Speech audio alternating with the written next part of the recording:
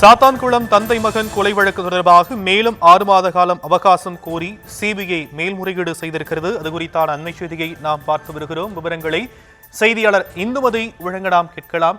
இந்துமதி, விவரங்கள். வணக்கம் ஷாம். சாத்தான்குளம் தந்தை ஜெயராஜ், அவரது மகன் பென்னிக் சாத்தான்குளத்தில் இவர்கள் செல்போன் கடை நடத்தி வந்தார்கள்.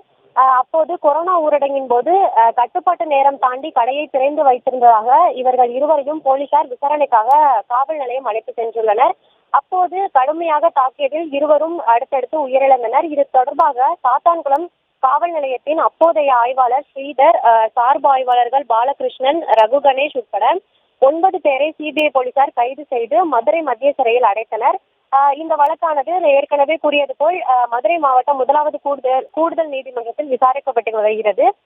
இந்த வழக்கு விசாரணையை விரைவில் முடிக்க கோரி ஜெயராஜின் மனைவி ஜெயராணி உயர்நீதிமன்ற மதுரை அமர்வில் மனு தாக்கலானது செய்திருந்தார். இதனை விசாரித்த உயர்நீதிமன்றம் சாத்தான்குளம் கொலை வழக்கு விசாரணையை 6 மாதத்தில் முடிக்க உத்தரவிட்டிருந்தது. இந்த நிலையில் விசாரணையை முடிக்க மேலும் 6 மாத காலம் அவகாசம் வழங்க மதுரை மாவட்ட நீதிமன்றம் சார்பில் உயர்நீதிமன்ற மதுரை அமர்வில் மனு தாக்கல் செய்யப்பட்டது.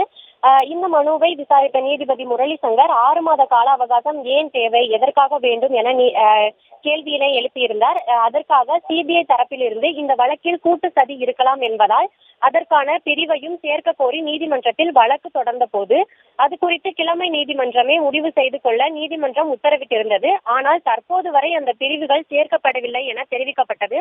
அதற்கு நீதிபதி அந்த பிரிவையும் சேர்த்து அதனை அனைத்து சாட்சிகளையும் மீண்டும் விசாரித்தால் ஏற்படும் விளைவுகளை அறிவீர்களா என கேள்வி எழுப்பி சிபிஐ தரப்பில் விளக்கம் அளிக்க உத்தரவிட்டு வழக்கை நாளை ஒத்தி வைத்திருக்கிறார் ஷாம்.